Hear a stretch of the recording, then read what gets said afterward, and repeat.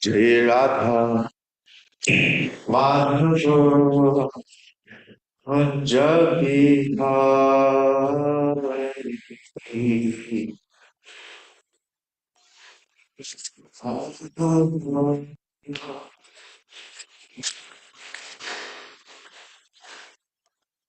Jai Radha Madhava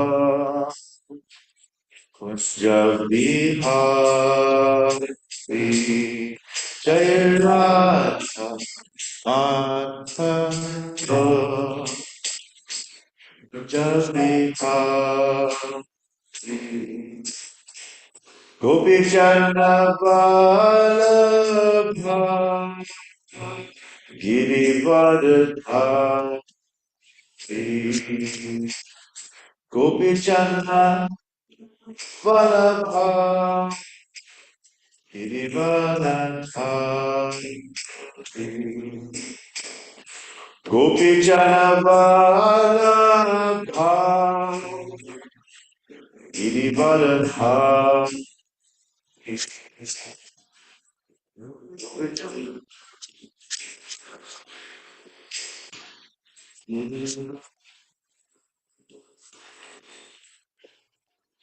Yashodanandana Brajajanarajana Yashodananda Brajajan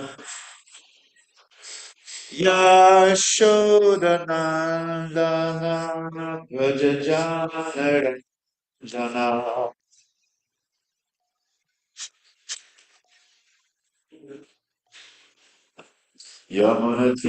Yamunatira Shanti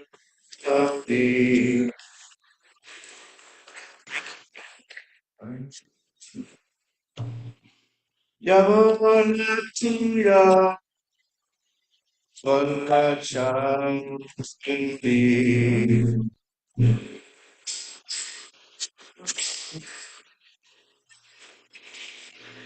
Jai Radha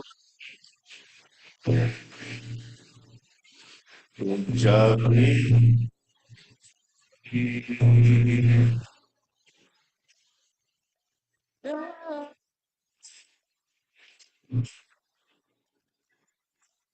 Jai Radha Madhava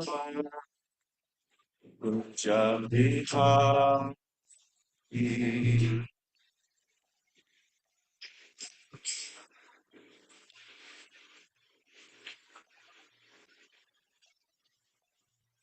Gopi Janavali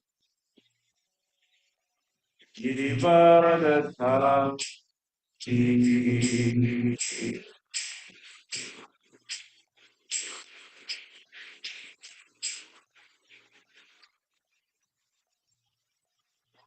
Janavali Girivardhari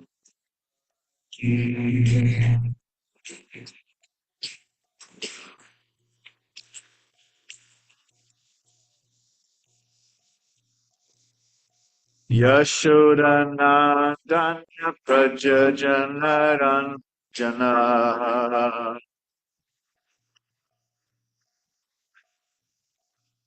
Yashodanandana Prajajanarajana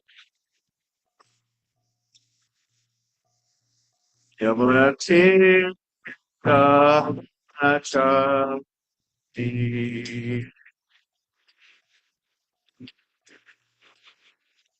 Yamunatira Nachati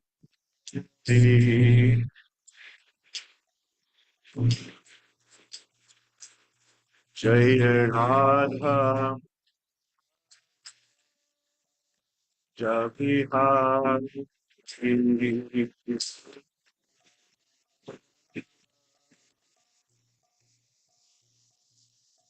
Jai Radha Phalapa Jabihari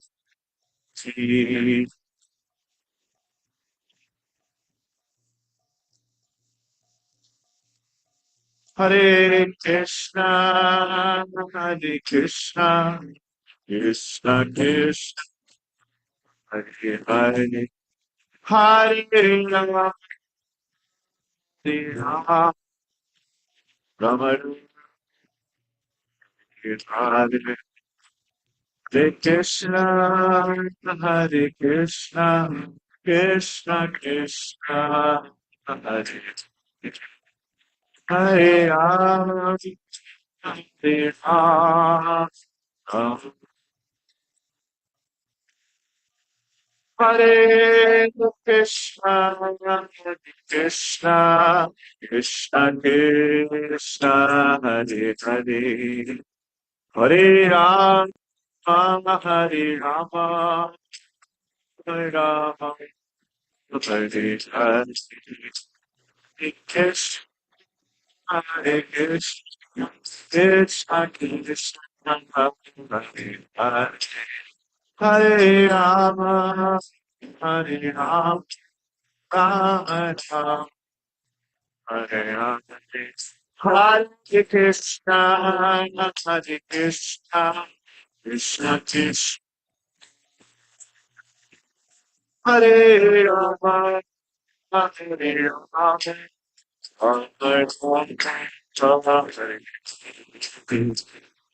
Krishna, Hare Krishna, Krishna Krishna, Hare Hare, Hare Rama, Hare Rama, Rama Rama. Jaya Vishnupad Paramahamsa Parirajacharya Shota Shota Kishimad His Divine Grace Shilasi Bhaktivedanta Swami Maharaj Srila Prabhupada Ki Jai Grantaraj Srimad Bhagavatam Ki Jai Go Premanande Hari Hari Bo.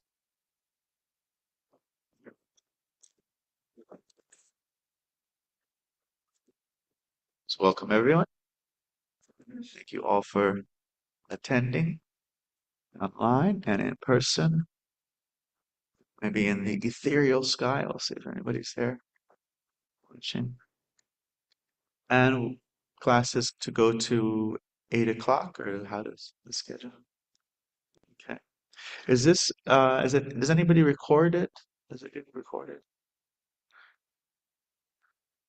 Sometimes it is. Okay. The class is being recorded at this moment on YouTube. Okay. So welcome everyone. We are doing our daily study of the Srimad Bhagavatam. We're on the 6th canto. This is where King Chitraketu meets the Supreme Lord.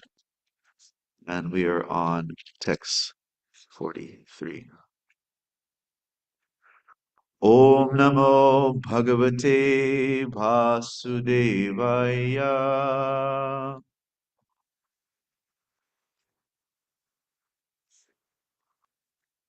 Om Namo Bhagavate Vasudevaya.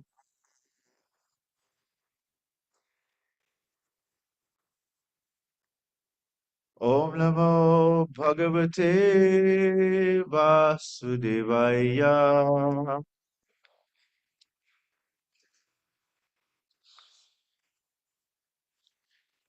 Navyabachariti Taviksha. Hivyabhito Bhagavato Dharma. I don't think everybody will repeat it because we don't have it on the board. This would be too difficult. Stita Chara Sattva Kadambeshva. Oh, you have it on your phones. Oh. Apritagdiyo Yam Upasate Tvayarya. Avyabhacharati Taviksha. Yabhito Bhagavato Dharmaha. Sthirachara Sattva Kadambeshu. Apritagdiyo Yam Upasate tvarya.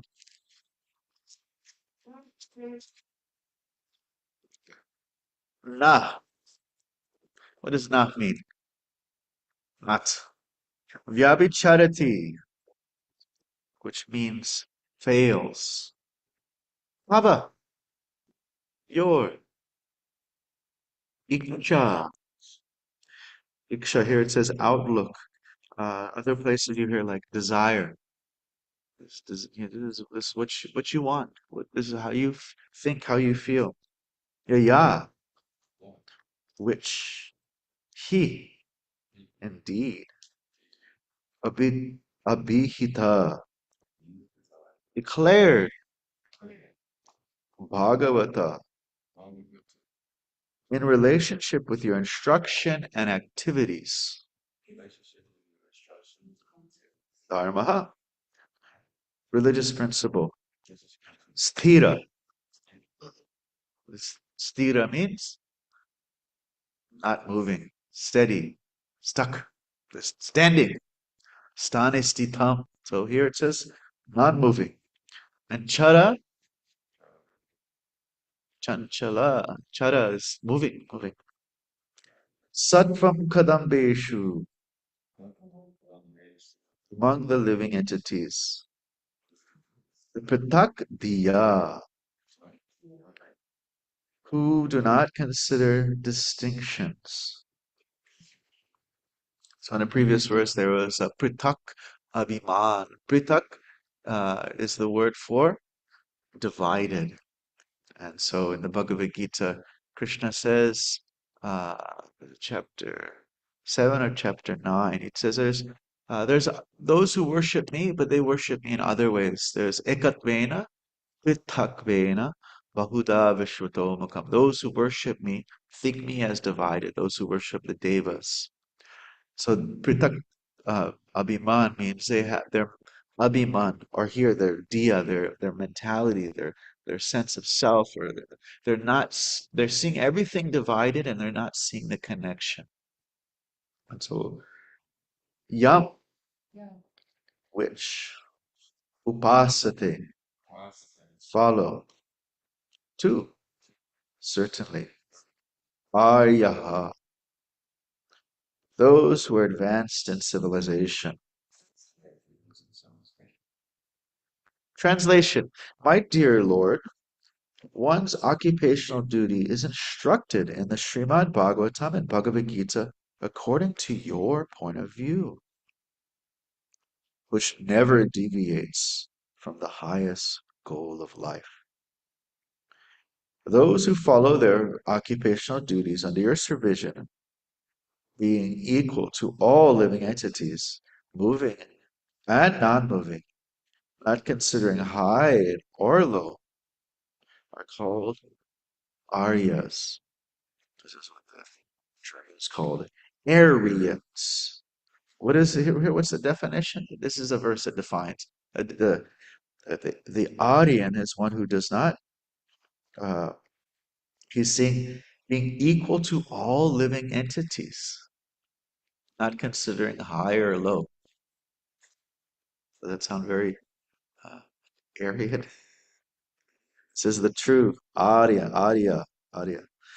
one who is equal to all living entities, moving or not moving, not considering a high or low, are called Aryans. Such Aryans worship you, the Supreme Personality of Godhead. Purport: Bhagavat Dharma and Krishna Katha are identical. We have a nice long purport by Srila Prabhupada.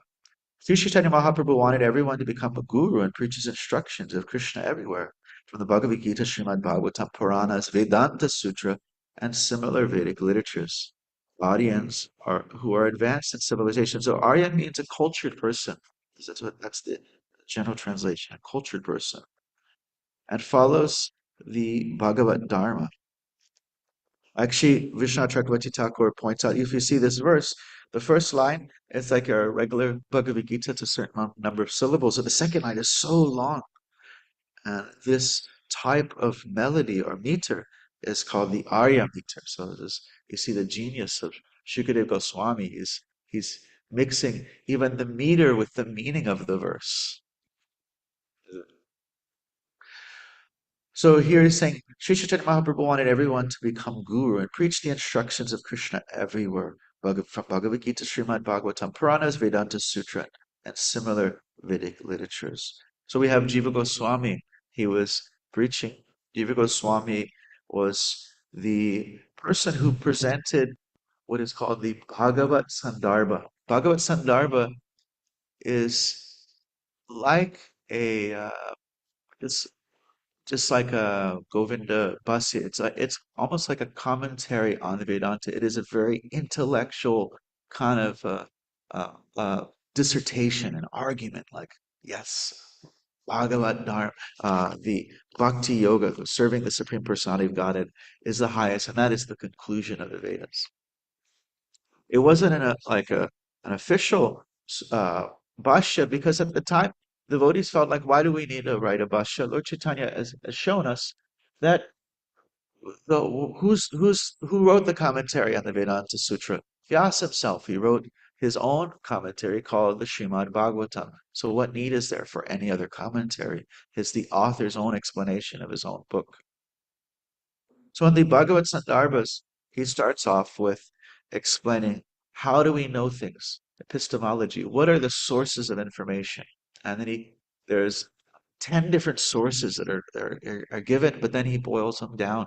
What are the most essential and authentic? And that is pratyaksha, uh, anuman, and shabda. If you have perception of the senses, you have anuman, and you have, which is logical inference, and you have the sacred testimony. And when we're speaking about sacred testimony, the aptavakya, it's specifically speaking about sacred testimony that is purushetva, that is not from humankind, that is eternal, divine, has no origin, has no beginning. So the Vedas are considered like Krishna. They are eternal. They are the breath of the Lord, but they're eternal. In fact, each creation, the personalities that are speaking, there's different names there. It will be created in such a way that the persons who are speaking will have the same names. So the actual original four Vedas have the dialogue is always exactly the same. There's no mistake, there's no change, there's nothing. So what the issue is, as Jiva Goswami points out, is that no one can read Vedas. If you study Sanskrit for 12 years, then Bhagavad Gita, Puranic Sanskrit, and Gita, you can translate, you can understand it. If you study for 12 years, you can have some understanding. You may not have the sastric depth or the spiritual depth, but you can understand this basic Sanskrit. You study for another 20, 30 years, then you can understand maybe the Sanskrit you have in the Bhagavatam, which is even higher. The Bhagavad Gita Sanskrit and the Puranas and Ramayana are more simple. Bhagavatam is very advanced. But then you study another 20 years, maybe you studied Sanskrit for 50 years, and still you can't understand Vedas. It is a different type of Sanskrit, very ancient Sanskrit, inaccessible. So he says Vedas are inaccessible. Therefore, there's the Puranas, the Itihasas, Mahabharata, Ramayana. And he said he presents all these verses from the Vedas and the Puranas as well to show that the one reason the word Purana is there is not just because the word Purana means ancient or old. Put Purna, it completes the Vedas. So how can you have a broken gold bracelet? How do you complete it?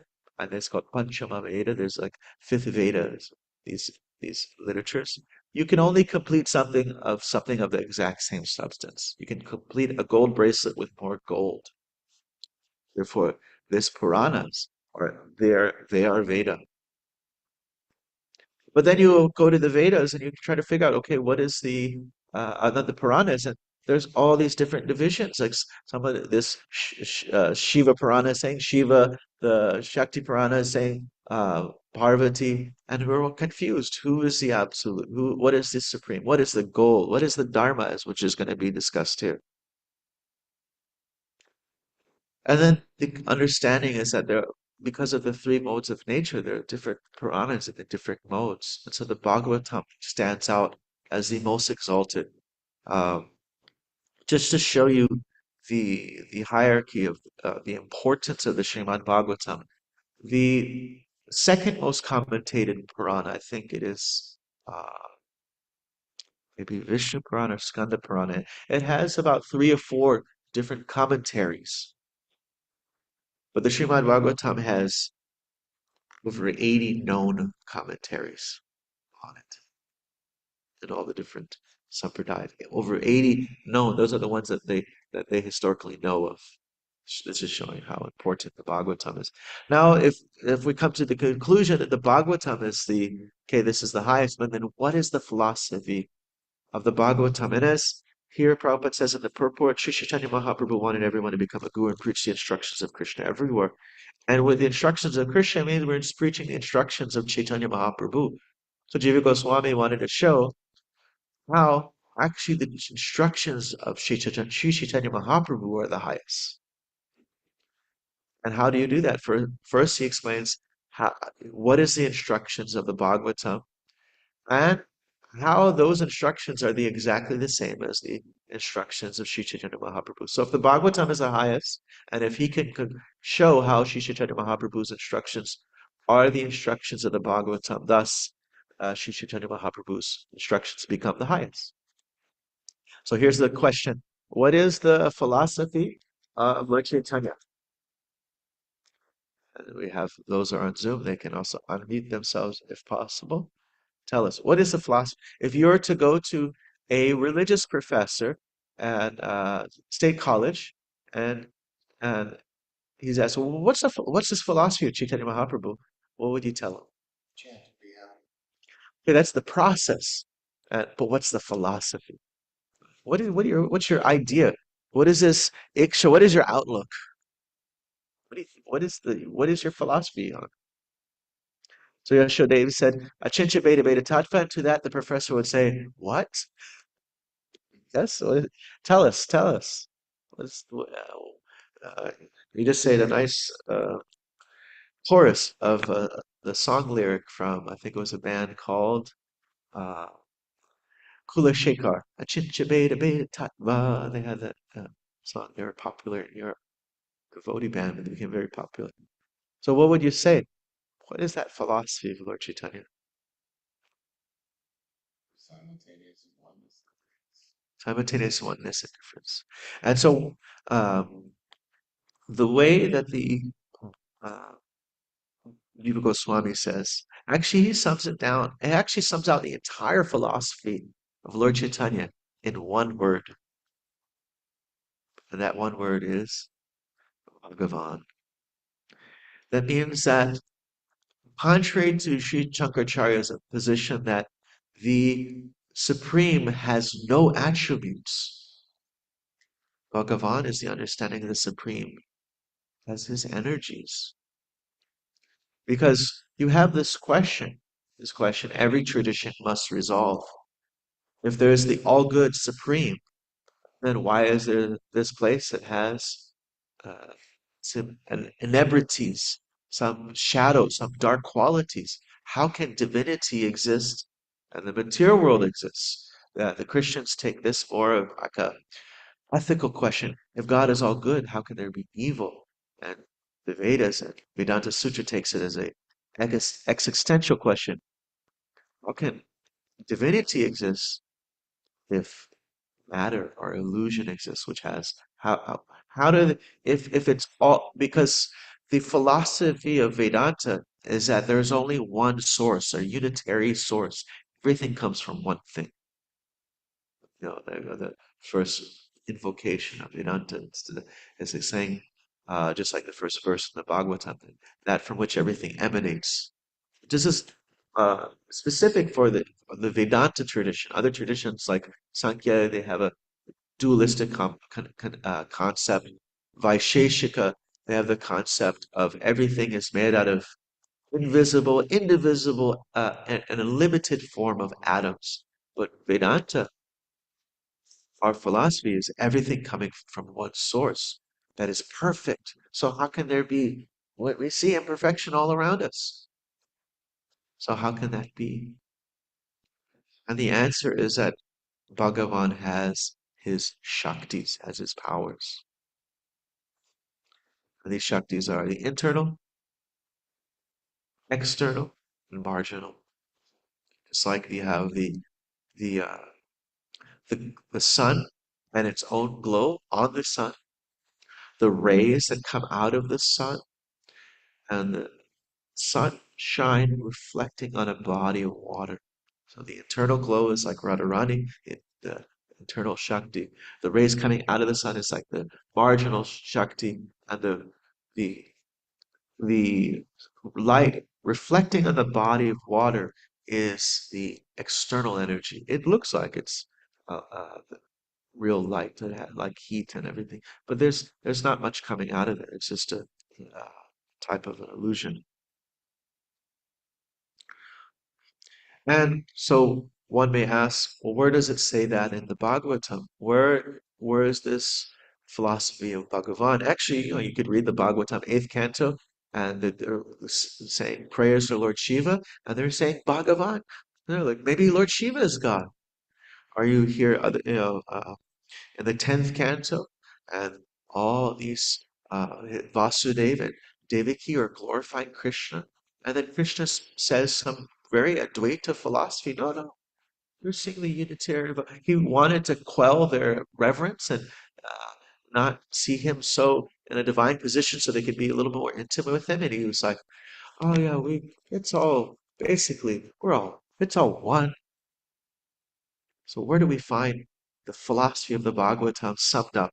And that's in the 7th chapter of the first canto. There's a few places, whereas one other place you would expect the whole Bhagavatam to be summed up.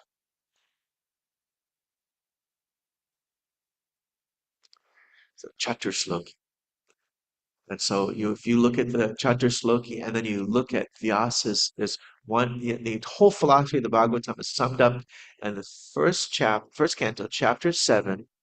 This is the section of Vyasa Samadhi, and it begins with text number 4, I believe, where the whole philosophy of the Bhagavatam is summed up in 2.5 verses. Bhakti yogena manasi samyak pranite male apashat purnam purnamachatat apashrayam yayosamhito jiva atmanam chuganatmakam paropi manite inartam tatkritam chavipadyate anarto pashamam shakshat bhakti yoga matokshate Lukasya janato vidvam shakasana samhidam. So in this 2.5 verses, the concept of Bhagavan with his Shaktis is there. And so everyone must preach this philosophy. This is the philosophy of the Bhagavad Gita, Bhagavatam, Puranas, Vedanta Sutra, etc. So here he's saying Prahlad Maharaj, he recommended that we should learn this. Kumar Acharet Pragyo. So Kumar means Daya, Kumar? Kumar means kid. Like you have a Raj Kumar, he's a prince. So Kumar Acharet. Achar means Achar is what you talk it. Achar is your behavior, what you're actually doing. So Kumar Acharet Pragyo, those who are very smart. From the beginning, what do they do? Dharman Bhagavatan Iha. They practice Bhagavatam, Dharma in this life. Why? Durlabham, because it is very difficult. This Durlabham is this human body, Manusham Janma, birth as a human is very difficult to get. I heard the Buddha gave the example of if you can imagine a tortoise who lives in the ocean, a turtle, not a tortoise. Tortoise not living in the ocean, he's going to drown. Poor guy. A turtle that lives in the ocean that comes up for air every 100 years.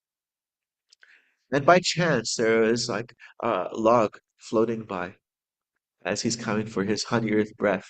And by chance, there is a hole in that log. And by chance, there's a toothpick floating in that hole. And by chance, his head pops up. And by chance, the toothpick balances on his nose. This is the rarity. Durlabham. Labha. Very difficult to get. Durlabham manusham janma. Tad Durlabha manusham janma. Tad apya dhruvam. Adruvam, Dhruva is that pole star. He's fixed, but Adruva means it's impermanent. It's not steady. Human life is very short-lived, but it can artadam. It can give you the greatest wealth. So Prahlad Maharaj, he preached this Bhagavad Dharma among his classmates as soon as the opportunity was afforded by the absence of his teachers from his classroom. So he's very eager to share Krishna consciousness. He said that from the very beginning of life, from at the age of 5, children should be instructed about Bhagavad Dharma because the human form of life, which is very rarely attained, is meant for understanding this subject. Bhagavad Dharma means living according to the instructions of the Supreme Personality of Godhead. In the Bhagavad Gita, we find that the Supreme Lord has arranged human society into 4 social divisions, namely the Brahmana, Kshatriya, Vaishya, and Shudra. Again, the Puranas and other Vedic literature set forth 4 ashrams, which are the divisions of spiritual life. Therefore, Bhagavad Dharma means Varnashram Dharma, the 4 social and the 4 spiritual divisions. The members of human society who strictly follow the principles of Bhagavad Dharma and live in accordance to the instruction of the Supreme Personality of Godhead are called Aryans, or Arya. The civilization of Aryans, who strictly follow the instructions of the Lord, never deviate from the instructions, is perfect. Such civilized men do not discriminate. So we're going to hear what is the characteristic of the uh, Aryans, as we heard the actually, we find that when the British came to India and eventually was it 1786, 1776, they made this discovery that, wow, what we are all speaking, this British English, is an Aryan language. We're speaking something that is Sanskrit based. We're all speaking Asian languages here. We're speaking Indo and Indian European language. Uh, which either had 2 connotations. Either you have uh, the British, the European culture, this came out of India, or the Indian culture came out of Europe. Like, we like the second one better. That's one. So they came up with this idea that those Indians were just like tribal people living in little teepees and didn't know anything. And then us Aryans, we had this invasion, and we came into India 2,500 years ago when we brought geometry, and we brought astronomy, we brought mathematics, we brought all these great things that are found in the Vedas. We brought all these wonderful things. And if you run the educational system, first thing they did is they got rid of the gurukuls, and you run the educational system, you can teach people anything you want, and eventually people will believe it. Actually, this theory is has no standing. There's no proof of it. There's actually a lot of evidence to refute it. But because those who were educated in the system, they were educated for so long, you find that educated Indians in India still sometimes consider this to be true, but educated Indians outside of India say, no, this is ridiculous. There's absolutely no evidence. For example, if the British came to India, and not the British, but those who are coming from that descent from maybe Rome and Greece, if they had come to India with their culture, language, 2,500 years ago, then why do you have the river Saraswati described in the Vedas? Because with the satellite mapping technology, they've shown that they saw there used to be a river here along the same route that is described in the literature. There used to be a river, and according to the scientists who are looking at this, they're saying that river dried up 3,000 years ago. It was flowing 3,000 to 5,000 years ago, it was flowing nice and strong. But there was no river 2,500 years ago whatsoever. So whoever was there had been in the presence of that river. Otherwise, how are they writing a story and describing something that was 1,000 years? If the author was there during that time, so it had to be at least 5,000 years ago, according to this NASA thing. Another thing from NASA was the mapping of the stars. So you have stars are like a big clock. If you say there was uh, this particular astronomical event, and then 3 days later there was a lunar eclipse, and then 4 days later was this. Like you have the descriptions in the Mahabharata, you are given very specific dates. With one description, then you're given a few dates within thousands of years, and you overlap the two things together, and you're given a very specific date. And then you have the third item that gives again that specific date. The fourth astronomical event, it's all landing on this specific date. So the dating of the Mahabharata goes to 3100 something BC. So the how would the so-called authors of I don't know, if we're looking at it from the Western point of view, we don't think that they're so advanced. How would they know what the stars were 5,200 years ago? They must have been there. So a lot of evidence that doesn't that refutes the whole Aryan invasion theory. So here we're going to hear what are the real Aryans? Arya, not as the pronunciation is Arya. The Aryans, the people who do not discriminate between trees, animals, human beings, and other living entities. So that probably includes the Jewish people, the African American people, the Chinese people. They don't discriminate between those. This is Prabhupada speaking here. They see all Pandita Samadarshana because they're completely educated in Krishna consciousness. They see all living beings equally, living beings equally. Aryans do not even kill a small plant unnecessarily, not to speak of cutting trees for sense gratification. So here, this is the characteristic. What is the characteristic of the uh, cultured people? At the present moment throughout the world, killing is prominent. Men are killing trees, they're killing animals, and they're killing other human beings also. All this for sense gratification. This is not Aryan civilization. As stated here, Stita Chara Sattvam Kadambeshu Apratagdiya. So this is Prabhupada's bringing to us to that point. Pratagdiya. This word pritag or dvaita, dvaita, dualism is often uh, related to illusion. Why would dualism? Of course, because we're the dualists. We believe that there's a God. Why is dualism synonymous with illusion? So you find materialism is not having lots of objects and having a big bank account. Materialism is dualism. How is that so? You find a wallet on the street. What can you do with it? Keep it or return it. Or you could just say, I don't want to. You can neglect it also. So you can keep it. Go to you can buy all the cheese you want at the gift shop. You could take their IDs, sell their IDs, all kinds of things there. I found a wallet. It was 2,500, $2,800 in it.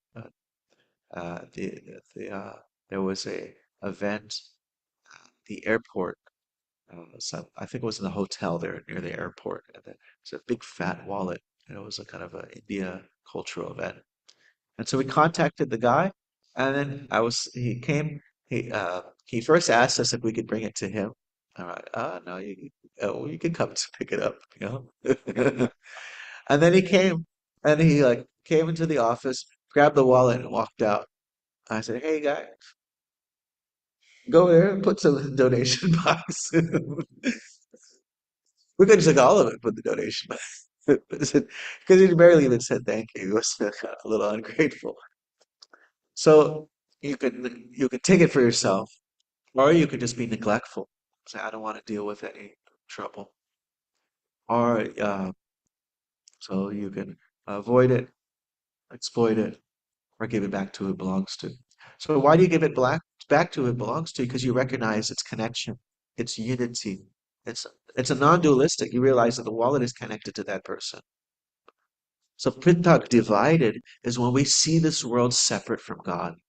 We forget its connection. You're like, oh. It's like a little kid going into the candy shop. Oh, yes, yes, mine, mine, mine, mine. Maybe he doesn't realize, okay, no, no, you have to pay for this. This is somebody else's property. And they've presented all this stuff for you, but you have to have a proper exchange. This is not just yours to take. So Veda as so Dvaita Bhayam Dvitiya Vineshatasyat. This Dvaita is often in the Vedas and the Bhagavatam as seen as synonymous for illusion. When we see this world separate, we don't understand. We don't see the energies of God as something we can enjoy, but we actually see its connection, and that's the non-dualistic. We see like the Hanuman is saying, "This is Sita. This is for Ram, not for me." The word apitag de diya indicates the audience do not distinguish between lower and higher grades of life. All life should be protected.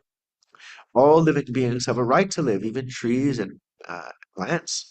This is the basic principle of Aryan civilization.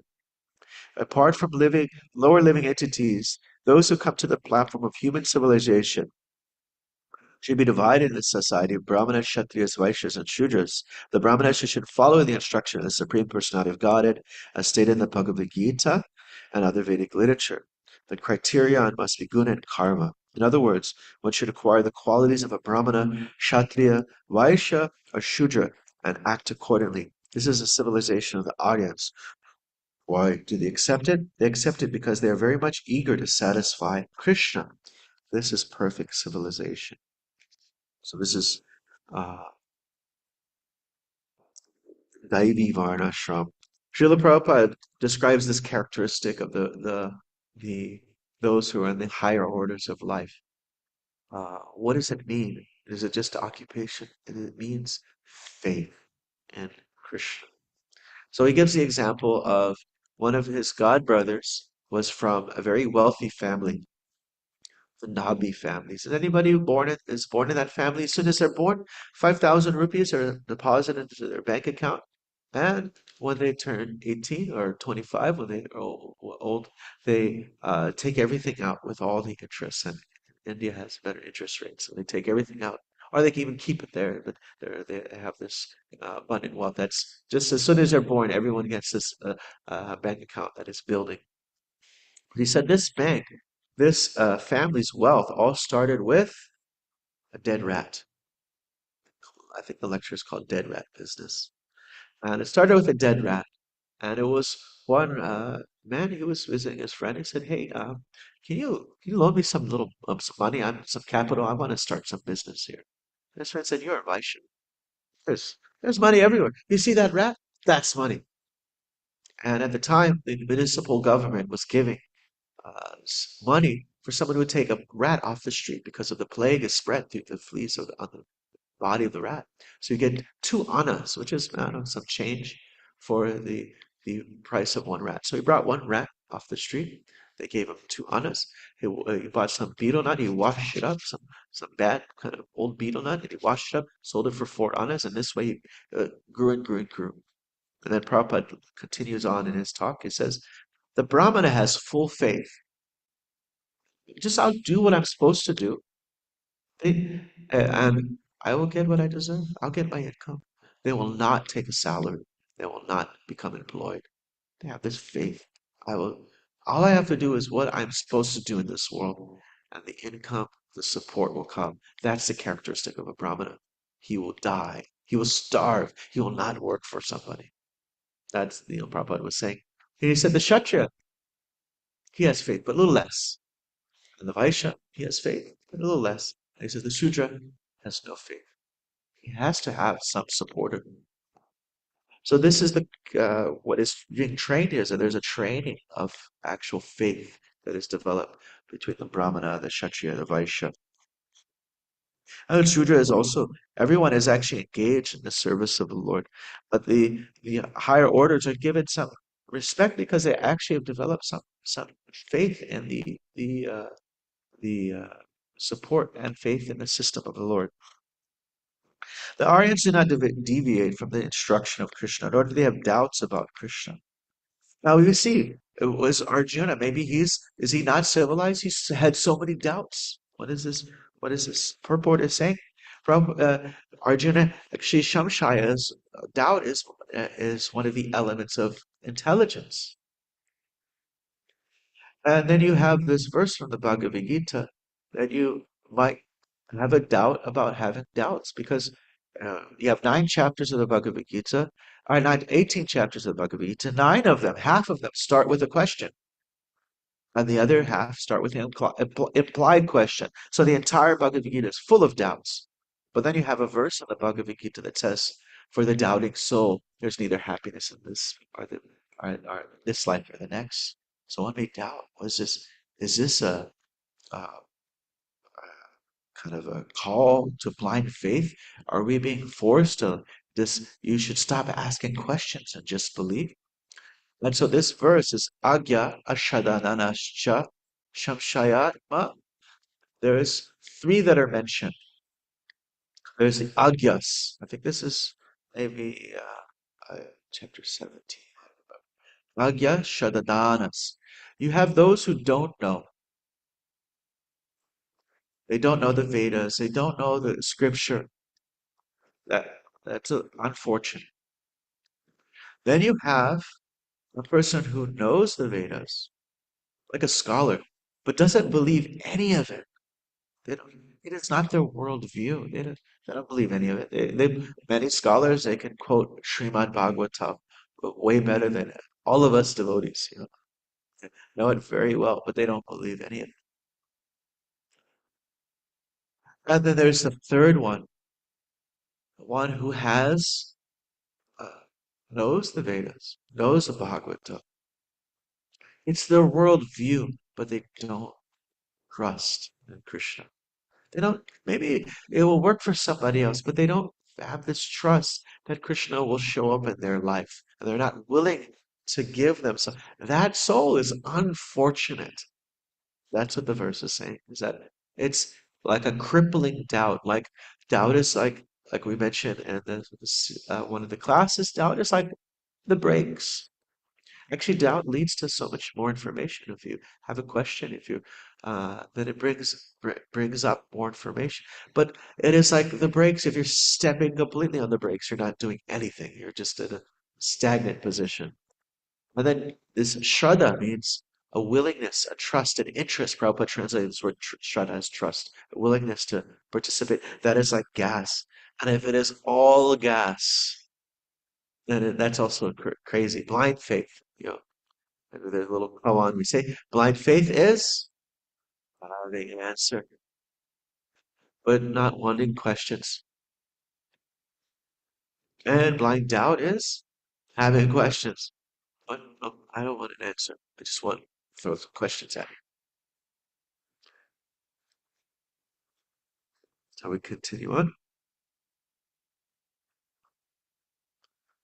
So we were where we were about the doubts. Where is that? This. I think we're in the middle of a paragraph, so it's hard to find. Aryans, oh, they do not have doubts about Krishna, but the non-Aryans and other demonic people fail to follow the instructions of the Bhagavad Gita and the Bhagavatam. This is because they have been trained in sense gratification at the cost of all other living entities. Nunam prabhata kurute vikarma.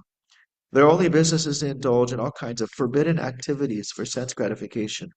Yet indriya pritaya apranoti. They deviate in this way because they want to gratify their senses.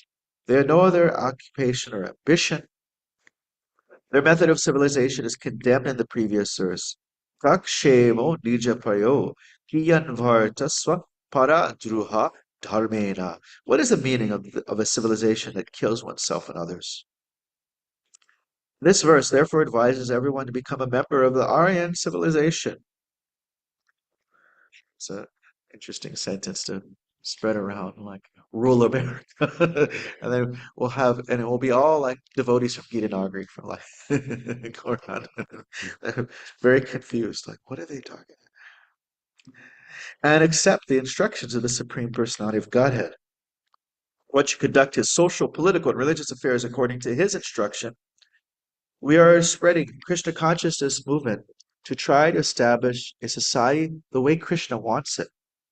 This is the meaning of Krishna consciousness.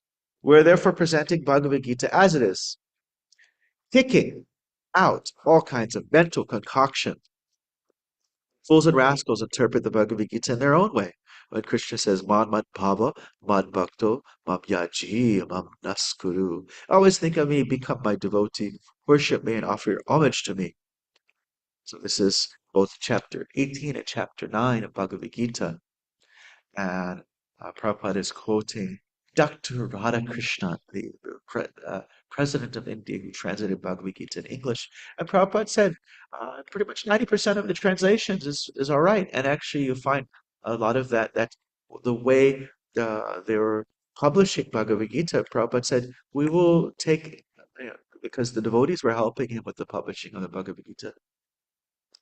Uh, he said, he said, actually, most of the translate, it's the commentary that's the issue. So he translated the verse, yes, always think of me, become my devotee, worship me, and this way you'll surely come to me. And so then what does the translator say after Krishna's done speaking? No, no, don't listen to Krishna. It is not to Krishna we should surrender, but to the unborn eternal within Krishna. So Krishna says one thing, and the translator is saying the opposite. Krishna says, "Mum, mum, mum, me." All like if it was any of us speaking, we would be like this word "I" and "me." It's so painful to hear when a human speaks it. When Krishna speaks it, it's very beautiful. But when we speak it, I did this, I did that, me. It's and so Krishna's saying me so much very clearly, and then he's saying, no, no, don't listen, don't listen. They comment that it's not to Krishna we must surrender. They derive imaginary meanings from the Bhagavad Gita. Actually, Jiva Goswami, I believe it's actually in the same Tattva Sandarbha.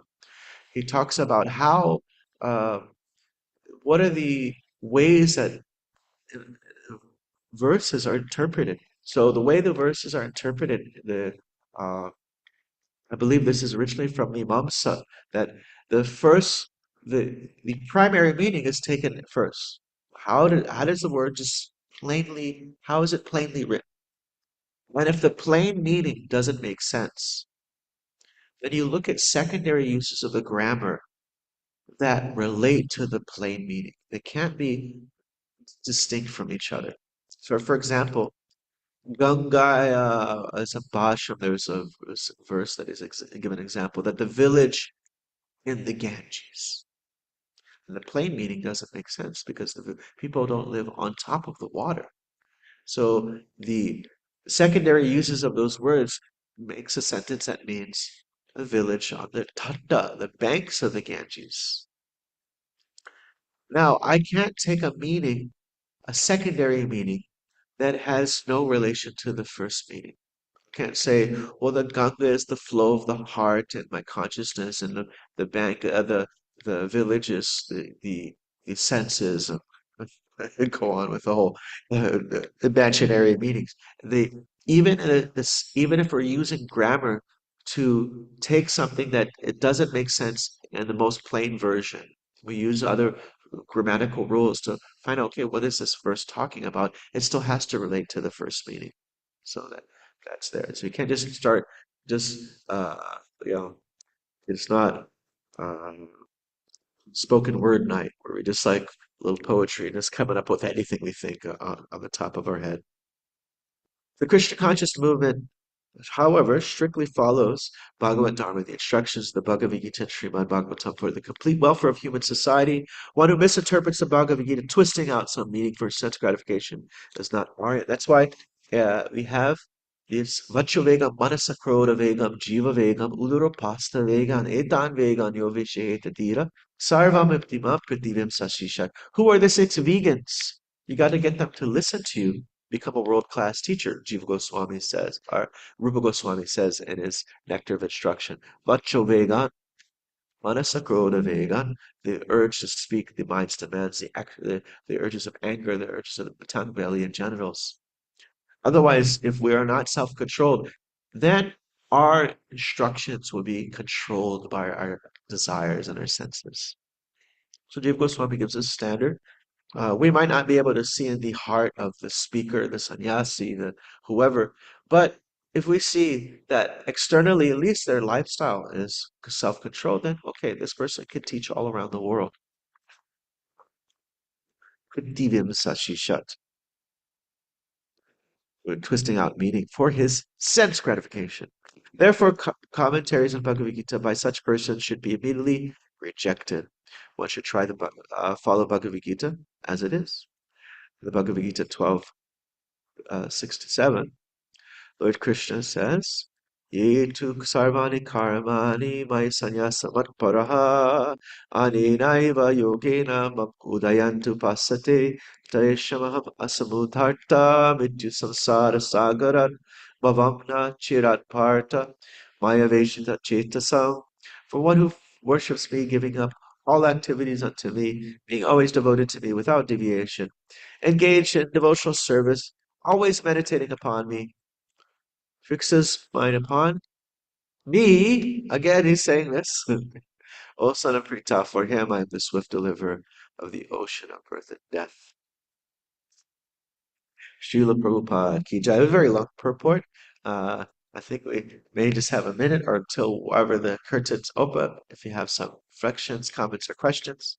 So I can implore you to go to the Tulsi room and just have no one to continue the class. Okay, we can. Yeah, there's a after party of the top. All right, let's we continue on to the Tulsi room. And we want to hear from all the devotees. We do this at Bhakti Sabha. After glow, yeah, that was it. So it's just the first floor on the left.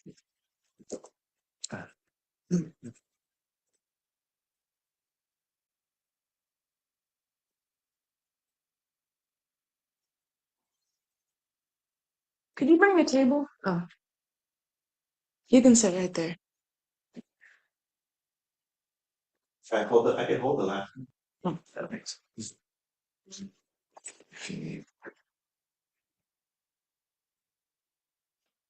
Hello, everyone. Yashodeva Prabhu. Hare Krishna.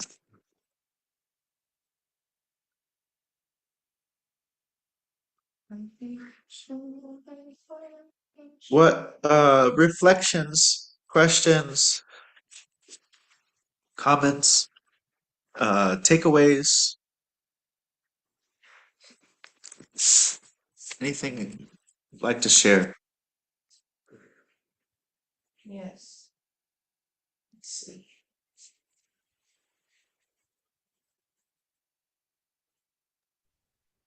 Thank you for your class, Prabhu. I would like to know, what is your good name, please? Nityananda Chandradas. Jai. Hare Krishna. Welcome to Gita Nagari. Wonderful Thank you. class. Thank you. Wonderful philosophy.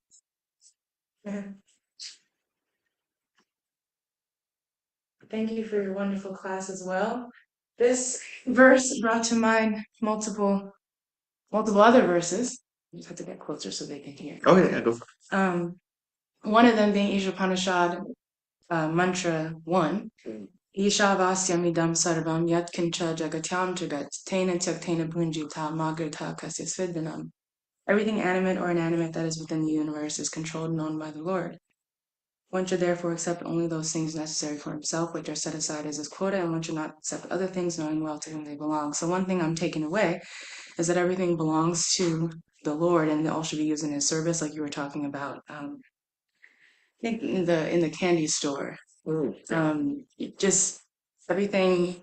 I want to see exactly where I noted that actually, but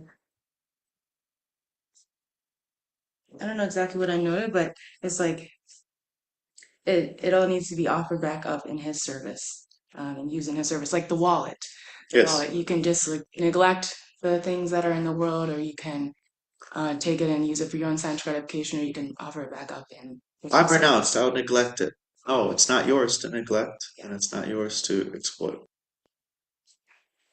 Thank you. Yashodeva Prabhu, what is your sharing, your reflection? if you're there, if you're available. He might be with his children, so let's see if he Oh, okay. unmutes. Or Taraka Prabhu, anything you would like? What would be your take home from today's Bhagavatam verse and purpose? Oh gosh. Well, first of all, I want to thank you for an awesome class. It was really nice and inspiring. I'm thinking about a few things. I don't know if we have the time for it, but Yes. one thing is I was looking at the commentary of Srila Vishwanath Chakravarti Thakur, and he mentions, as you pointed out, that the particular meter for this verse is Arya, which is interesting. And I'm not real familiar with the different meters, and I'm curious to know something more about the other meters. I actually I just started doing some research trying to learn more about these things. But so one of the questions that occurred to me, and I don't know, maybe we shouldn't take the time for this now, but so Vishwanath Chakravarti Thakur is discussing Kamya Dharma and Nishkama Dharma, and that how does he put it here? That in Kamya Dharma, the results are evidently readily achieved, and so people will tend to have faith in that. Whereas in the case of Nishkama Dharma, people don't see results right away. Yes, yes.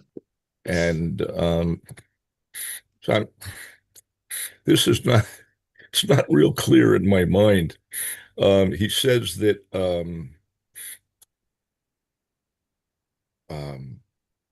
in the case of Kamya Dharma, the results are sometimes unsteady. And on the other hand, for Nishkama Dharma, results are not unsteady. And I don't really know exactly what he means. I'm wondering if you can shed any light on that. So we in the Vedic culture, there's a progression that's leading to devotional service. And if you could imagine, like some villagers who live in the jungle, and they just had this access to electricity, and somebody comes into the village, and they it's a representative of Kenmore Kenmore Appliances. And they're like, we've run this wonderful thing called a microwave or maybe electric stove. He says, you put your food in there, you press plug it into this electrical current, and your food comes out hot in a matter of short time. Now, when the people engage with that, they develop what is called shraddha, or a trust, or faith, or willingness to connect with, to trust that system of knowledge, like that Kenmore company. Like, oh, okay, I guess these guys got some, and I know what they're doing. So you have on, on the similarities. You start off with somebody who has no faith in God, no faith in devas, no faith in anything, and the Vedas are saying, do this puja and it will rain. And what would happen in the old Vedic times? They did the puja and it did rain. They would get their material things. Even sometimes in the previous yugas, you would even see the devas come down and accept the offerings. So then there's this faith that is there. And then with the faith comes, we're hearing more from the Vedas, we're hearing from the Brahmanas, we're hearing from the sadhus. And we hear from the sadhus, they start to say, well, instead of just getting rain, you could get a kingdom like Indra. You could in your next life. So instead of just pleasures in this life, you could get even grander pleasures in your next life. And so, and you further commit yourself, and you further develop trust and faith in this system. But then, by continual hearing, by hearing these sacred tradition and the sadhus and you hear, oh wait a minute, Indra has problems.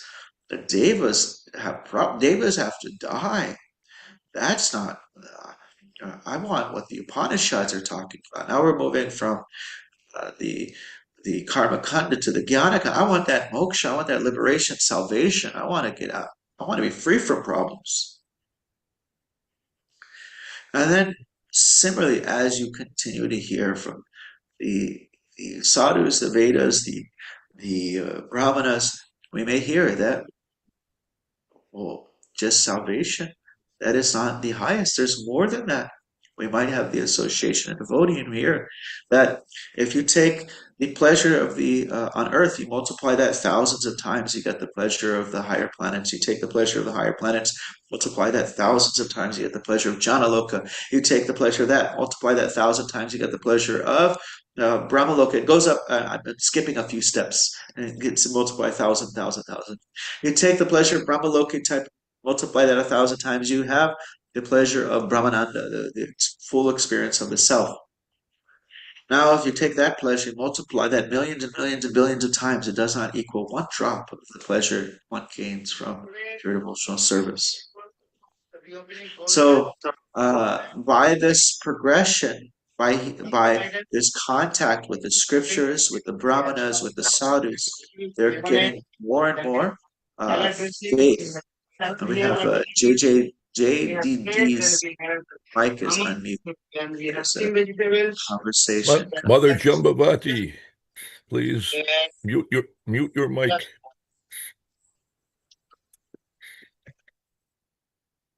So like this, there is a progression that is going on.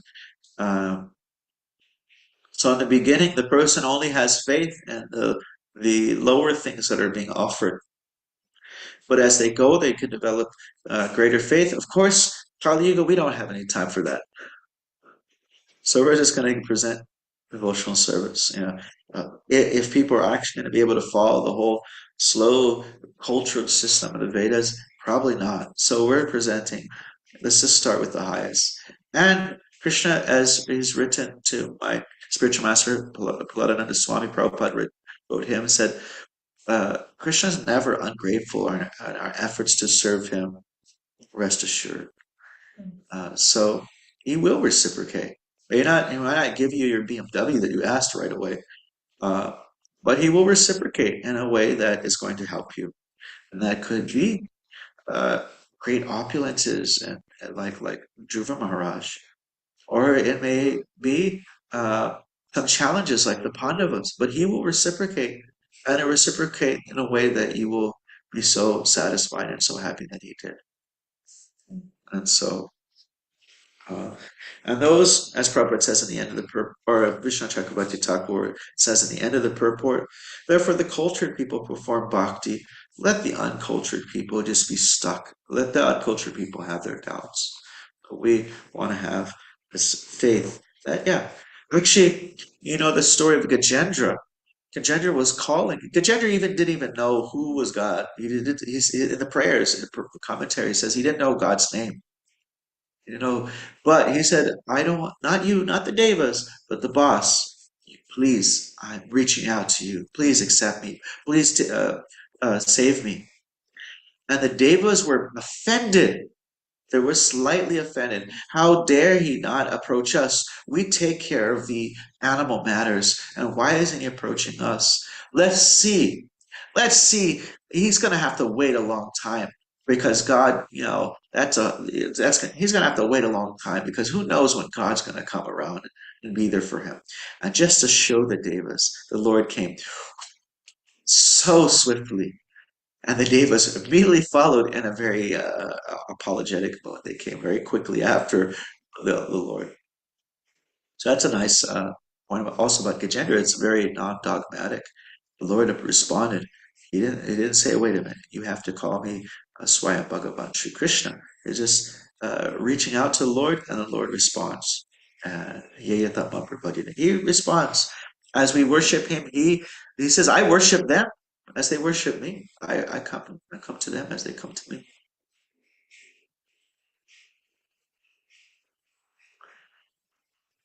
Thank you very much, Prabhu. Thank you. I have more. If you have the time, I have more questions. Okay, yes, please. Okay, since we have the benefit of someone like yourself, from time to time in our Bhagavatam classes, we have discussions of Varnashram. And there is a slight degree of tension because some assert that Varnashram is important and Srila Prabhupada wanted Varnashram. And others will assert that, well, Srila Prabhupada specifically said on many instances that Varnashram is not very important. He said, when I established this movement, there was no Varnashram. If Varnashram was so important, how could I have done that in the absence of Varnashram? He said, we are not going to be social reformers. And he quotes Lord Chaitanya, who similarly said that, this is just external, not very important. How should we understand this? Because Srila Prabhupada said different things, apparently conflicting statements. Sometimes he said, well, Vaishnavas have nothing to do with Varnashram, but who was a Vaishnava? We see that devotees are sometimes falling down from the principles of Vaishnavism. So Varnashram is for them. But it's a very gradual process. It's like taking the stairs rather than the elevator, many, many slow steps. So there are these different statements. In your mind, is there a way to reconcile the apparently conflicting statements, and what should we understand? I from my discussions with some of my godbrothers, the disciples of Srila Prabhupada, some of them will express some doubts about the quoted statement of Srila Prabhupada that Varnashram was to be the second half of his movement. That statement came from Abhiram Prabhu, and some devotees have doubts as to whether that statement is actually accurate, because it seems to conflict with Srila Prabhupada's general plan and mood throughout the rest of his manifest Leela in ISKCON. So what are your thoughts? Thank you. So as we see in the beginning of the verse, it's talking about the whole thing is about Dharma and the cultured people. And we find that Dharmaraj himself, Yudhishthira, he's very confused. What is Dharma? Here's Krishna tells him, tell a lie. And he is confused. What is Dharma? We have Prabhupada gives the example of the Brahmana. And, we're told that the Brahmana, his satyam, is honest. And so this man is running from this gang of thieves. And he goes to the Brahmana's home. Can you please hide me?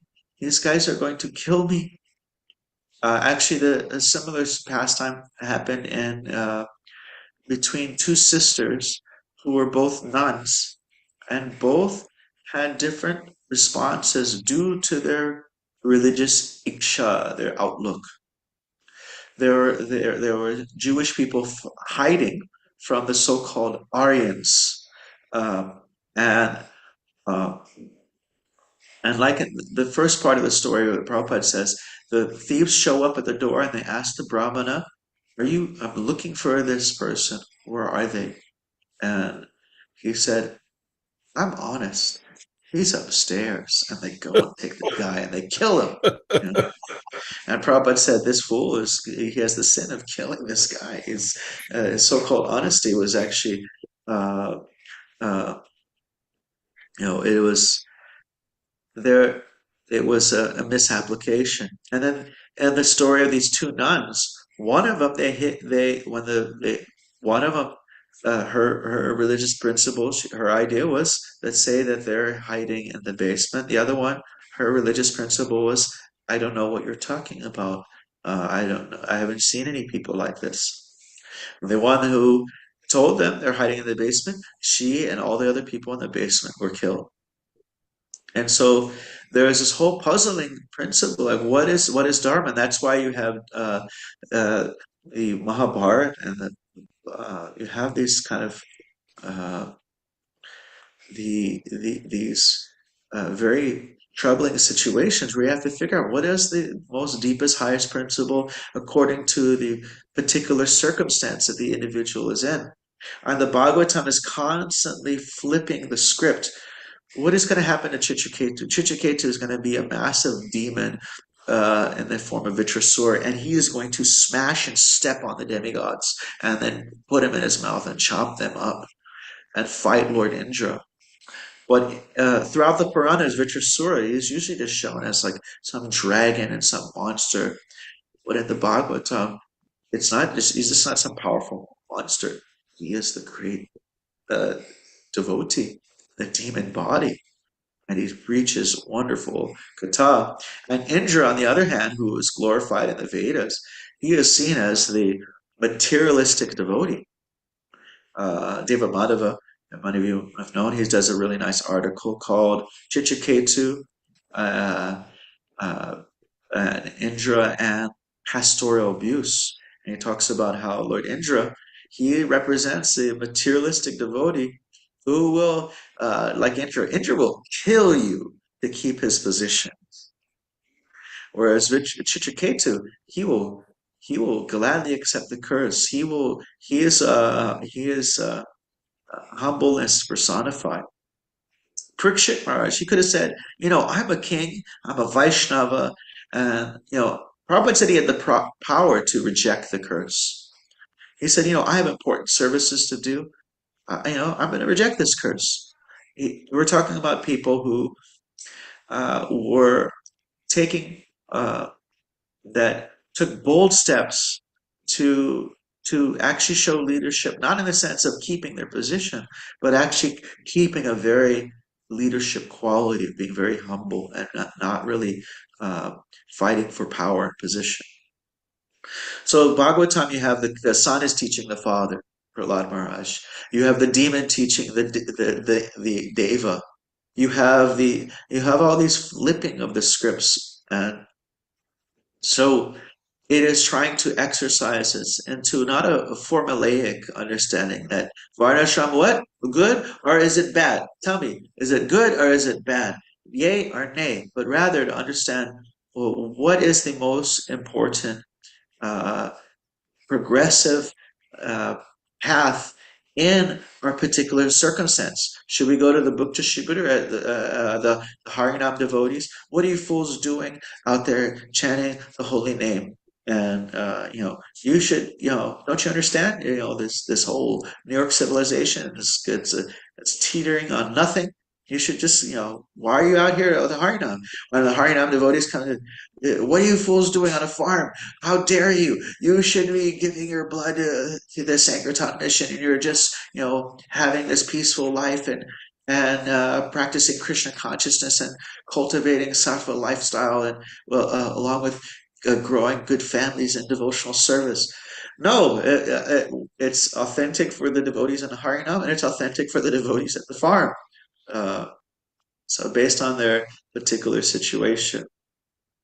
And so these exercises are there to kind of help us understand not this some kind of formulaic, this is good or this is bad, but rather for our intelligence to become refined. You have basically two approaches, a spectrum of that in the West, they have these two approaches to morality. You have what is called deontology, and you have consequentialism. Consequentialism is you look at the consequence. And what's the problem with that? Well, you don't know what the consequence is. You don't know A leads to B, you don't know what B will be, but you don't know what Z is. You don't know what is the next consequence. And the moral approach of consequentialism, which is the most prevalent in modern cultures, is you don't have anything axiomatic. You don't have like well, we know this is good because it's coming from a divine origin. And so, yeah, the British came to India. They say, well, why are these skinny Indians so skinny? They could be big and tall and fat like us, eat some cows. Uh, and so that's consequentialism. You don't know there's no idea of what is a good consequence. It's just based on whatever you consider at the particular time. And the opposite spectrum of that is deontology, is where something has merit due to uh, some some uh, indication from sacred tradition or some non-human source, and that also has its problems. Because someone says it says in the Bible, or it says in the Quran, or it says, this, if these people aren't accept the Lord, then we come with the sword. Anyway, so there's a type of blindness and like oh, I have to be honest. Yes, he is upstairs hiding, and we just kind of a blind adherence to some type of principle. And so, what is the Vaishnava approach? Well, we have both, but it starts off. We have a deontological basis of our understanding. We have deontology means we're starting with the scriptures, and then we're backing it up with scriptural reasoning, consequentialism. So we examine each like look at the story of Ashvatam. Arjuna did exactly opposite what Krishna told him to do. And Krishna was like, good job. He was very happy. Krishna said, kill the dude. Kill the guy, kill Ashvatam. And Bhima's like, kill him. Yes, I'll do it for you. Kill him. And then Yudhishthir's like, don't kill him. And Draupadi's like, don't kill him. And then Arjuna, cuts the jewel on his head. And he said, this is and our Krishna's like, so he did what God told, he didn't do what God told him to do. And God was like, you got it. So we have to have a spiritual anuman, as Prabhupada says, that we have a spiritual logic, spiritual reasoning. So we have a basis of our understanding, and we have a scriptural way of analyzing all the different situations. So we have to look at particular time, place, and circumstance. And my teacher asked Srila Prabhupada, he said, Prabhupada, when you're not here, how do we know we're doing the right thing? And he said, when Prabhupada was with him, Prabhupada would interact with devotees in different ways, and he had like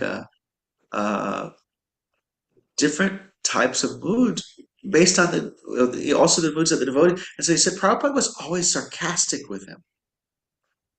And so he said, so he asked Prabhupada, how do we know we're doing the right thing when you're not here? And he said, Prabhupada said, you'll try, but you'll do the wrong thing. And the way he took it is that there's no substitution for maturity.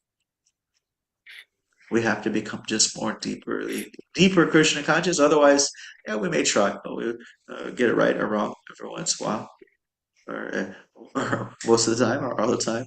Though there's no substitution to become other than very advanced Krishna consciousness. There's not really a formula for understanding how to do every situation. Is other than becoming deeply Krishna conscious, and then we'll be able to be on Krishna's side. Okay, I thank you very much for that. I had another question, but I think you covered it with that answer.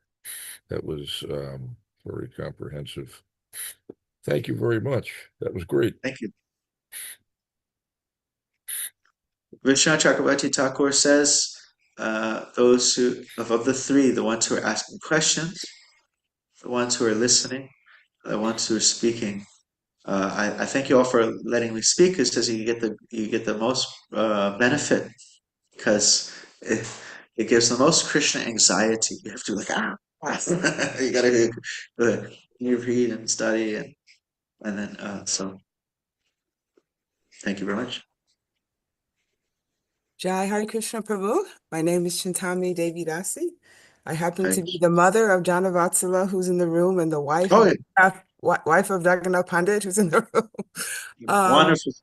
Thank you so much for this very rich, heart-churning, intelligence-churning class. I really love your points, so many of your beautiful points. And the points that struck me this morning are the points about faith. When you talked about the four varnas and developing faith in the system of the Lord and trust the system of knowledge and have faith that Krishna will reciprocate in a way that will help you. Can you speak about how, I'm trying to think of my exact question, but let's say the four varnas, we're talking about the first three and how they have aspects of faith. In each varna, or let's say in the Grihastha ashram, perhaps, if you don't mind, how might we constantly keep an eye on how to expand our faith? I don't know if you have any, of course, that question could be answered in so many ways, but that's what's coming to mind for me today to focus on. How might I, in a more pinpointed way, expand my faith in the Supreme Lord, in His system, like that? I find when we get a little bit when we get to that out of our comfort zone and we come to the point where we're feeling a little dependent on Krishna. When we do our services, sometimes we feel like, yeah, I got this, I'm fine. But we come to the point where we're a little bit coming to that little stretch out of our comfort zone, and we try it. And then, as Prabhupada says, Krishna's never ungrateful for our efforts to serve him. Rest assured, he will show up. Mm. So we want to like be in a situation where we're actually reaching out for some assistance and some reciprocation. I find a lot of devotees, they in the very beginning of their spiritual life, they were did it's like heart and book distribution. It's like those services where they all of them they didn't require the expertise. They really required help. You go out there with the mood like I got this, and then nothing happens, and you're like, Mm. help me, I need some help. And then they experience the response. Mm. Hopefully that was helpful. Yes, very nice. That mood of help. Jai, thank you so much.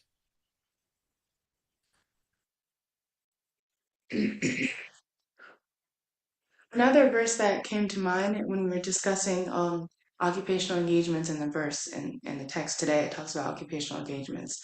So Srimad Bhagavatam 129, do you know that one? Yes. Yeah, you can recite it for us. 129 is Sometimes, yeah. Dharmasya kapya vargasya nartaya pakalpate nartasya dhammakantasya kamolabhaya hismitaha. Yes. Yeah, there's Dhammasya hyapa vargasya. Actually, it's interesting. The Pavarga, like S.B. Swami, he took the Bhagavad Gita and he turned every chapter into an acronym, like the flow of the conversation. But actually, in Sanskrit, there are acronyms. There are Sanskrit acronyms, and Pavarga is an acronym. Pa means is the Varga means line, and it's the Pa line of the alphabet, which is Pa, Pa, Pa, Pa, Ma. And when we were first reading Srila Prabhupada's books, I'm not first reading Prabhupada's books for a long time, and you hear Prabhupada say Pavarga, and then he mentions all these letters like Pa, Ba. I was like, I don't see those letters in this word Pavarga. And you're trying to figure out, I don't get it. But it's actually the Pa line of the alphabet because there are like 5 lines of consonants. There's cha cha ga ga ga ga, cha cha cha. Like there's a from the they actually come from the back of the throat all the way to the lips. So the last one is from the lips, pa pa pa pa pa. And the acronym is just these are problems of the material world. Uh, is pa is for parishrama, shrama hivi kevalam. It's hard work, and pa is for foaming at the mouth. You work so hard, you feel like one of those horses or the cows that foam at the mouth. Pa pa pa is banda, biasati, bondage, and pa is fear, and ma is the final reward, death. And so he says, Dharma is actually to go beyond all those things. It's for liberation. It is for ultimate liberation. It's for devotional service.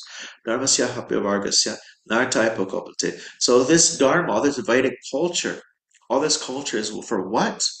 It's all meant to lead to devotional service. It is not for kama, definitely. It's not even for just Dharmasya hapyavargasya nartai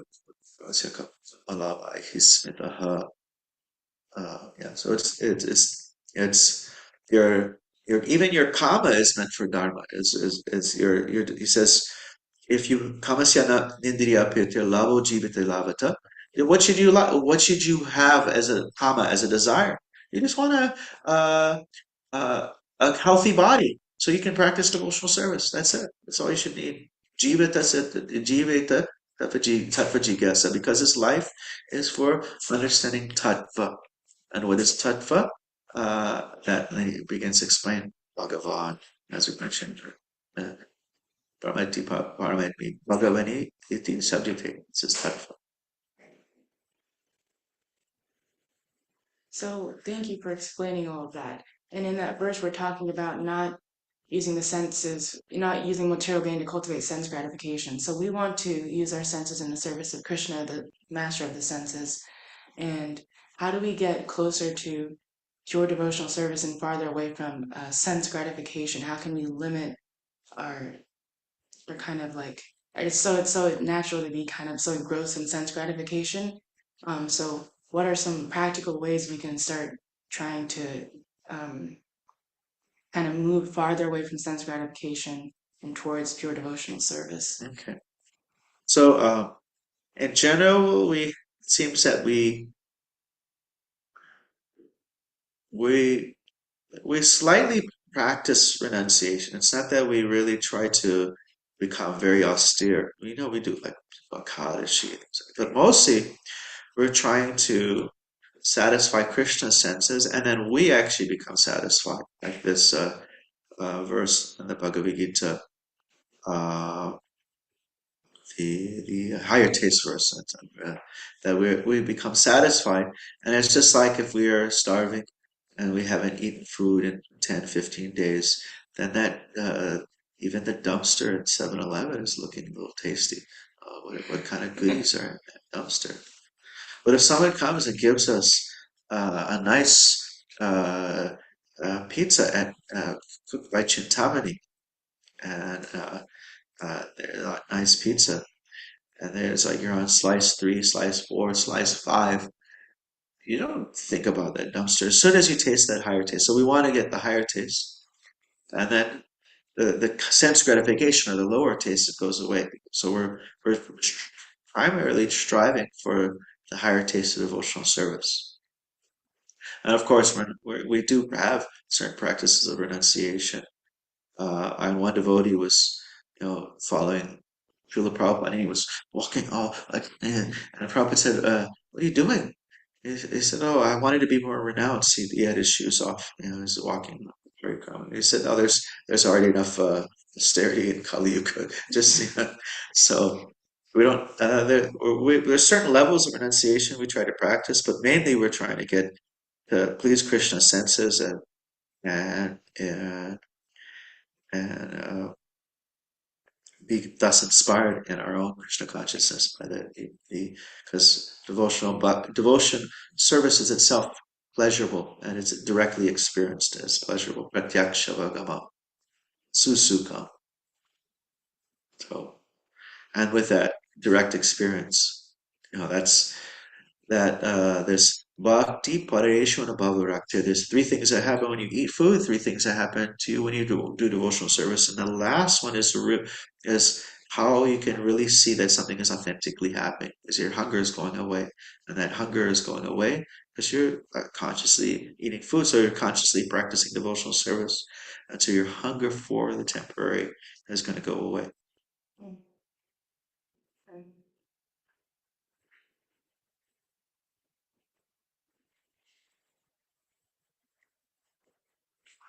Thank you so much. Thank you. Thank you all very much. Do we have a darshan of the kids? Yashadev?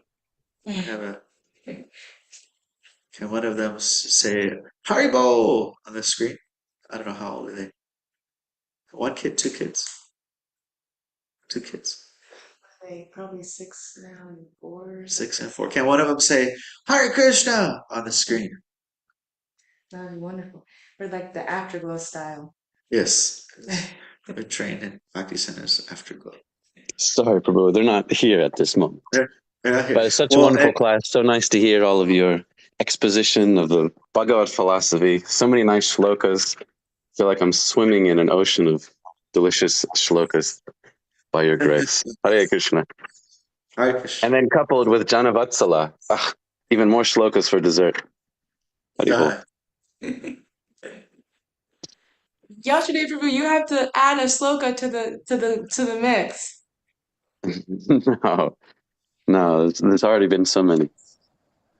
Thank you. Thank you, Prabhu. Hare Krishna. Thank you, Hare Krishna. Yes, So I think we'll Yes, so nice. Thank you, Prabhu. Thank you for his beautiful class. I feel very full as your last example you gave.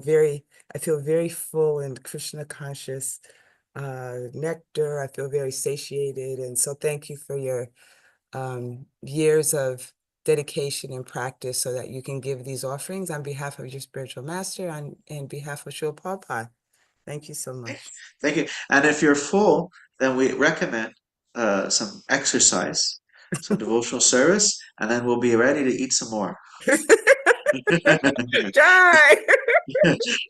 Otherwise, we're like, I heard too much of this about Yeah, you're like, I'm full. Yes, very true. We have to keep it moving, right? So we practice devotional service, and then we'll be able to eat some more of this Bhagavatam. Jai, thank you so much for Hare Krishna. Jai. I'm taking so many things away. Thank you very much. And can you tell us how we can learn about your Bhagavad Gita, how to study Bhagavad Gita, learn the whole chapters? I have if you type in Nityananda Chandra with the H, Chandra with a Nityananda Chandra Granger, my YouTube channel, I do have some playlists of courses. Like we did a memorization course of first canto, chapter 2, the one you quoted. We taught brand new people from Wisdom of the Sages, some people have never walked into the temple. Some of them have memorized the entire second chapter of the first canto of the Bhagavatam. There's another one of chapter 15 of the Bhagavad Gita, and another one of chapter 7. So we have 3 chapters there, courses online, which are just basically an in-depth class on each verse. And we look at the commentaries, we focus on the meanings. Most devotees, they remember important verses, but I suggest don't learn important verses.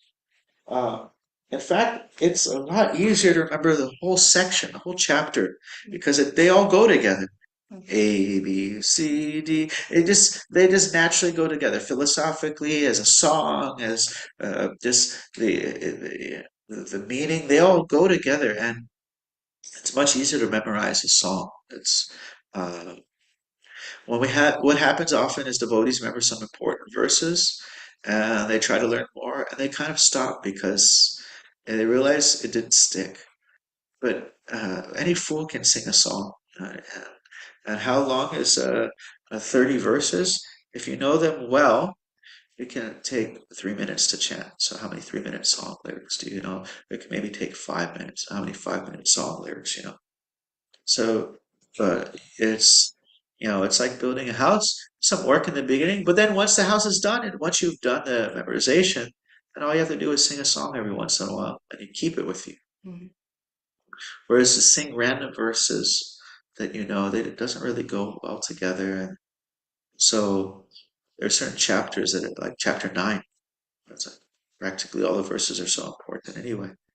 So and I suggest not focusing on the rote kind of translation, but like how Prabhupada speaks in his lectures, he's focused so much just on the words. So learn the meaning of the words, see if you can at least 50% or more of the words to the point where you remember what the verse is about, and then learn the verse from all different angles, from the Acharya's commentaries, listen to Prabhupada's lectures, your Guru's lecture. And then you can act out like Urdhvam, Moolam, upwards roots, Adha, Shakam, downward branches, Ashvatam, Banyan tree, Prahur is said, Avayam, eternal, Chandamsi, the Vedic hymns, Yasaparnani are the leaves, Yastam Veda, one who knows this, is the Veda Vid, he's the knower of the Vedas. So you can act them out, Adas Churdvam, upward and downward roots, extending, Prashita. So act them out.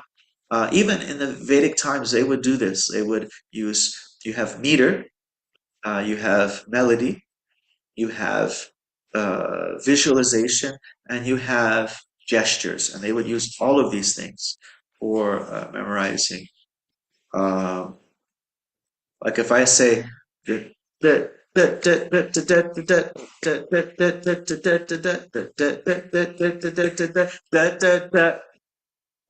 like there's a little bit of melody there, but it's just the rhythm alone, and oh, this is Baby Shark. It's like you can't forget it. So you bring the melody, rhythm, and then it sticks. And it's gestures. They would do gestures in the Vedic times, and then you have, visualize it. Prabhupada says in Krishna book that you can make a deity of Krishna out of sand, out of wood, out of stone, and imagination. You visualize it. Like ask yourself, what did I just read? Visualize it.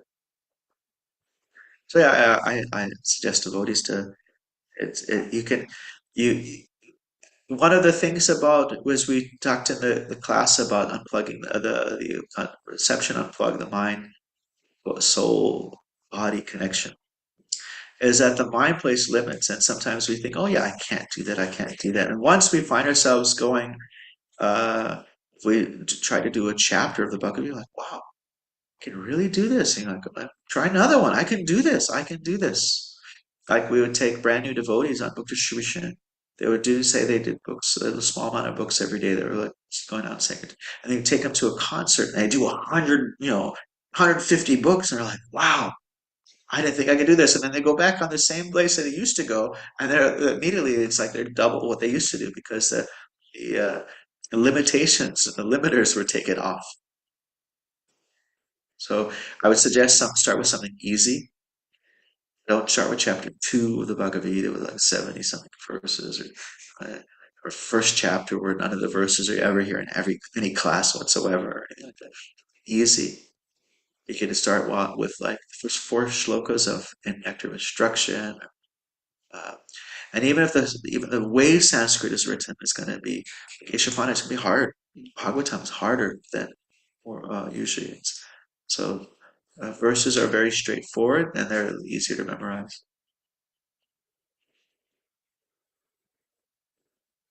You can draw pictures of them. You can do chapter 12 that has the least amount of verses in the Bhagavad Gita, only 20 verses. Chapter 15 also 20, and very good for preaching too. Very good for preaching. That's another. You could look at the Bhagavad Gita in acronyms by Sutapa Prabhu, now S.B. Keshava Swami. That will help you remember how the conversation flows very easily. Chapter 15 is home.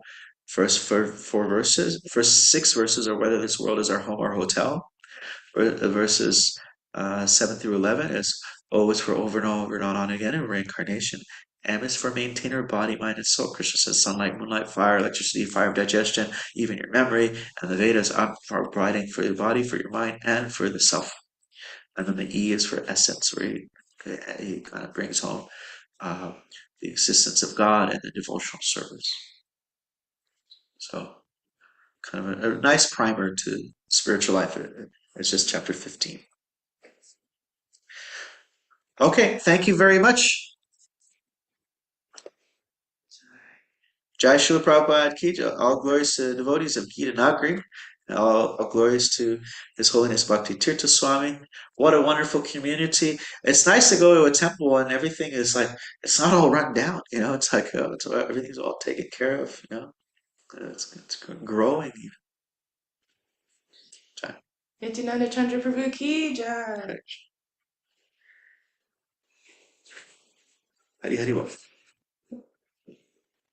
Let's get him walking here. Hare Krishna. Yeah, could you help Ooh, carry someone? He's out. Yeah. Bhagavatam? Yeah. Ooh. Ah. Hare Krishna.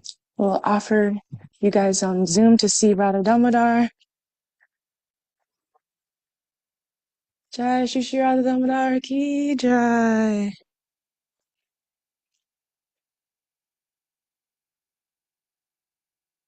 Srila Prabhupada.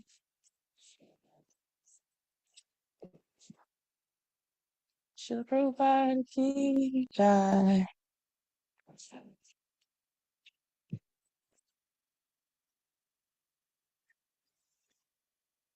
Here's to the devotees. Hare Krishna, ending the Zoom now.